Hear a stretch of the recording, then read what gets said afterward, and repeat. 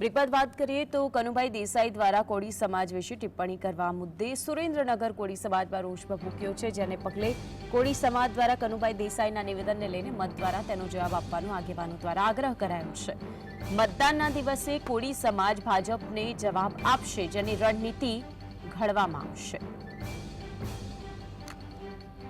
બંધુઓને મારી નમ્ર અપીલ છે કે કનુભાઈ દેસાઈ દ્વારા જે કોળી સમાજને કોડિયા સમાન જે ગણવામાં આવ્યા છે, ત્યારે આપણે આ સમયે આ લોકશાહીના પર્વમાં આ જે અભદ્ર ટિપ્પણી કરવામાં આવી છે એની આપણે મુંહતોડ જવાબ આપવા માટે મતથી આ વખતે જવાબ આપવાનો છે। ત્યારે કોળી સમાજના દરેક બંધુઓ, ભાઈઓ અને બહેનોને નમ્ર વિનંતી છે કે આ ભારતીય જનતા પાર્ટી સતત અભિમાની પાર્ટી દરેક સમાજ અને એમાંય તે કોળી સમાજને આવી રીતે અભદ્ર ટિપ્પણી કરતી હોય ત્યારે એને મુંહતોડ જવાબ આપવા માટે આ વખતે મતથી આપણે એમને મુંહતોડ જવાબ આપી અને અહંકાર એમનો ઉતારવા માટે આપણે બધા એક થવું જોઈએ। ત્યારે તો આજે અંગે વધુ માહિતી માટે સંવાદદાતા ફઝલ આપણી સાથે જોડાઈ ગયા છે। ફઝલ, આખરે કોળી સમાજ ઉપર જે રીતે ટિપ્પણી કરવામાં આવી, હવે કોળી સમાજમાં નારાજગી છે, અત્યારે વિગતો શું આપની પાસે?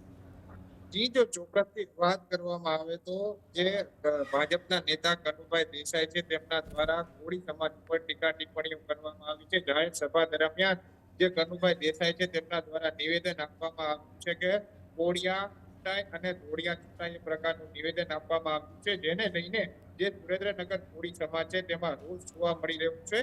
હવે મતદાનને ગણતરીના દિવસો બાકી રહ્યા છે, ત્યારે મતદાતાઓને રીઝવવા માટે જે નેતાઓ છે તે ટીકા ટિપ્પણીઓ કરવામાં કોઈ બાકી અને કરકસર ન મૂકતા હોય તેવું લાગી રહ્યું છે।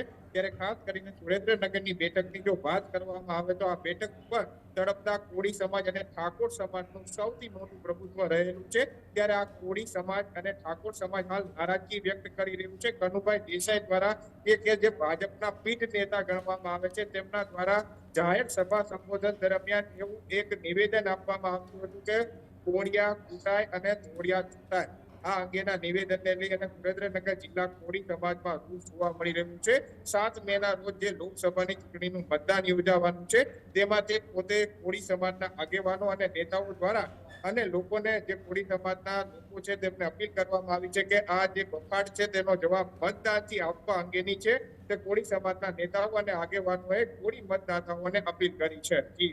અનેક વખત કહેવામાં આવતું હોય છે વાણી વિલાસથી બચવું, બેફામ નિવેદનબાજી કરવી નહીં, પરંતુ જો આવા મોટા ગજાના અને પીઢ નેતાઓ જે ભારતીય જનતા પાર્ટીમાં વર્ષોથી જોડાઈને ખુદ નાણામંત્રી છે કનુ દેસાઈ, અને તેઓ આ પ્રકારનું નિવેદન આપે તો પછી હાઈકમાન્ડમાંથી શું કોઈ પગલાં લેવાઈ શકે એમ છે?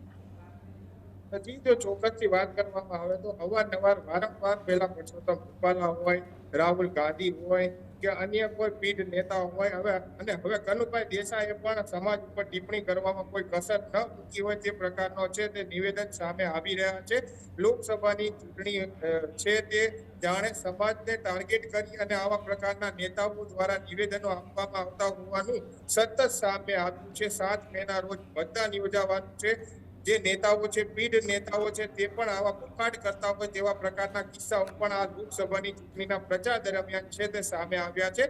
હવે કોઈ હાઈકમાન્ડ નિર્ણય કરશે કે કેમ પગલાં ભરશે કે કેમ, એ તો આગામી દિવસોમાં જ ખબર પડશે, પરંતુ હાલની પરિસ્થિતિ મુજબ હવે કોળી સમાજ છે જે ભાજપ સાથે ચાલનારો સમાજ છે, ભાજપ સાથે ખંભેથી ખંભો મિલાવી અને મતદાન કરવા વાળો સમાજ છે। હવે ભાજપના જે નેતા દ્વારા કોળિયા ચૂંટાય અને ધોળિયા ચૂંટાય આ અંગેના નિવેદનથી હવે કોળી સમાજ પણ રોષે ભરાયો છે, પરંતુ હવે 7 મેના રોજ તેનો જડબાતોડ જવાબ આપવા માટે કોળી સમાજના આગેવાનોએ સુરેન્દ્રનગર ખાતે મિશન શરૂ કર્યું છે। જી બિલકુલ, ફઝલ જોડાઈને વિગતો જણાવી તે બદલ